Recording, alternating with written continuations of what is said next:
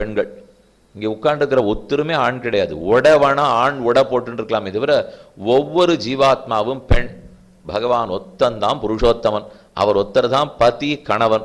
அந்த கணவனுக்கு பத்னிகள் தான் அனைத்துவே. எந்த ஜீவா பக்தின்னு சொல்லிட்டாலே இதை ஞாபகம் வச்சுங்க. பகவான் ஒத்தர் தான் பதி, மற்ற அத்தனை பேரும் பத்னி. இல்லையே, ஆண்கள்லாம் உட்காந்துருக்கல பத்னி தான்.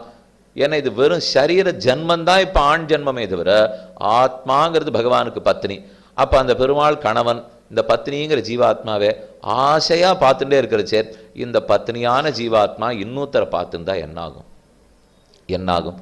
உலகத்தில் ஒன்று அந்த மாதிரி நடந்து கொடுத்தோம்னா எவ்வளவு கெட்ட பேர் கிடைக்குமோ அந்த பேர் தான் கிடைக்கும். கணவன் மனைவியே பார்த்துட்டு இருக்கார், ஆனால் மனைவி யாரோ ஒருத்தர்கிட்ட ஆசையை வச்சிருக்கா பார்த்துட்டு இருந்தாருன்னா என்ன ஆகும்? சொல்கிறதுக்கே நான் கூச்சறது இல்லையோ, நித்தியம் பண்ணிட்டு இருக்கோம். இப்போ ஏற்பட்ட புருஷோத்தமன் நம்ம கணவன் நம்மளையே பார்த்துட்டு இருக்கிறச்சே நாம் எத்தையோன்னா பார்த்துட்டு இருக்கோம். இது வேணும் அது வேணும், திரைப்படம்